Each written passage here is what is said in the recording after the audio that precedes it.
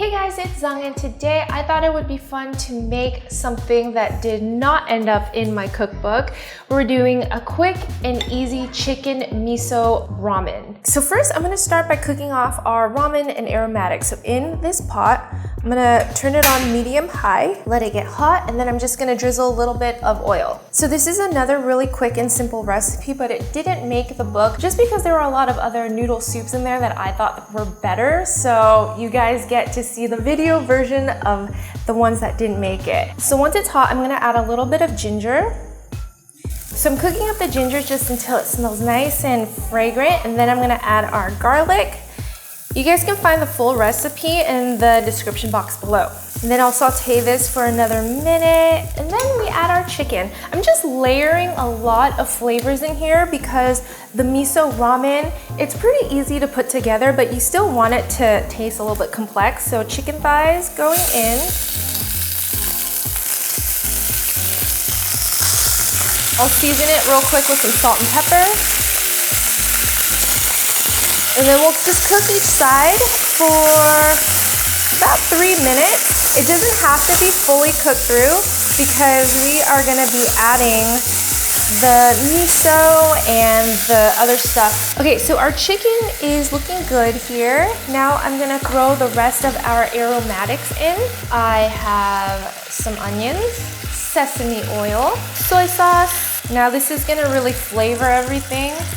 Mirin, which is a Japanese cooking wine, and then miso for our miso ramen. I'm gonna put this in carefully and just like mash it up with the soy sauce and everything. So since miso tends to be a little salty, I didn't add as much soy sauce just to make sure that it's not too salty, but I do wanna balance it with a little bit of sugar. So let me go grab that and just give it a little sprinkle. Oh, I wish you guys can smell this. It smells so good. So now to finish off our ramen soup, I'm actually gonna add chicken bone broth. I'm just using chicken bone broth from a box here, and I like that it has a lot of depth. It's a lot more thicker and richer than your typical chicken broth. So if you guys like it a little bit lighter, then you can feel free to use that. But I always think that chicken bone broth is really great for a quick and easy cooking hack. So let me add, basically I'm using a whole carton, and I've transferred it already over here. Now we'll just let it simmer for about 20 minutes for the flavors to fully develop and the chicken to fully cook, and then I'll show you guys the rest in just a few minutes.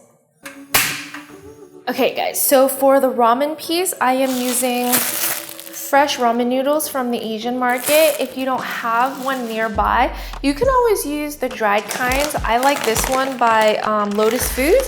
It's just rice ramen. They're pretty good. You can find them at Costco too.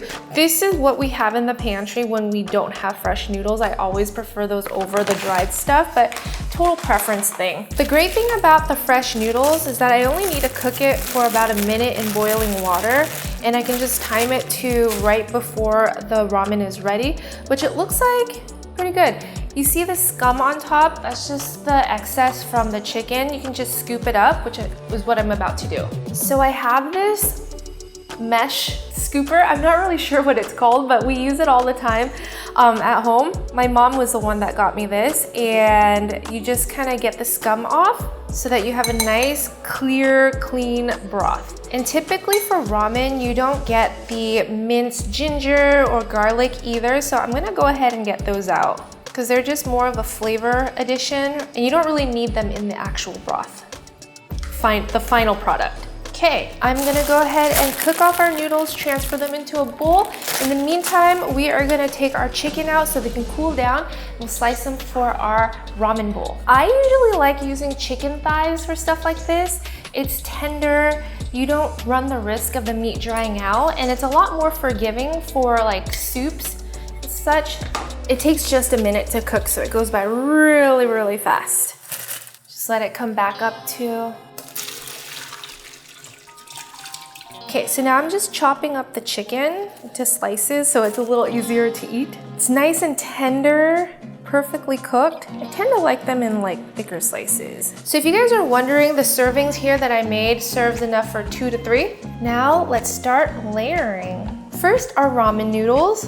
And a nice helping in there. And then let's talk about toppings. Obviously I have the chicken here, which I will put in right over here. So I like a variety of different toppings, just a little bit of each. I have some sauteed spinach or even some kale that I have been growing up in the garden. That would be really good once baby kale I feel like would be so good in here. And then a little bit of bean sprouts. I like the crunch that bean sprouts gives. And then I have shiitake mushrooms, a little bit here. And then my favorite thing of all, I order in every single ramen bowl if they don't come with it already, is some corn. Add a tiny bit, all right? And then I have the last three actually, that I'll add after we pour in the broth. Look how rich this broth looks. It's nice and thick. Pretty creamy from the miso. And of course, for any ramen, I actually have to have a soft-boiled egg. I like to put it on and then cut it. Ooh yeah, nice and jammy. And then the two optional toppings that you don't really see a ton, but I like adding it, is just a small pat of butter on top of the corn, just to give it some extra richness. And then some crispy garlic. Just sprinkle that right on top. It also adds some extra dimension, and then garnish with some green onions. This is our elevated ramen bowl, and it looks pretty incredible and really easy to accomplish, right? A lot of like inactive time. The chicken cooks with the broth, so it infuses it with extra chicken flavor, and then the miso just, let's give it a try first.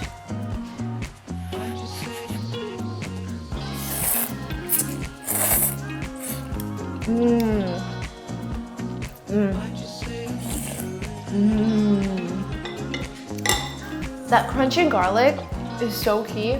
But then in the broth, even before I tasted the broth, the noodles were coated with the miso, and I tasted the ginger and then the miso, the saltiness of it. This is a really great elevated bowl. I know this should have been in the book, but trust me, there are so many other delicious noodle soup recipes. I have a whole chapter on that, so be sure to check out my book here. Thank you so much for watching. Be sure to give this video a thumbs up. Don't forget to subscribe. We are so close to 1 million. I'll see you guys next time. Bye.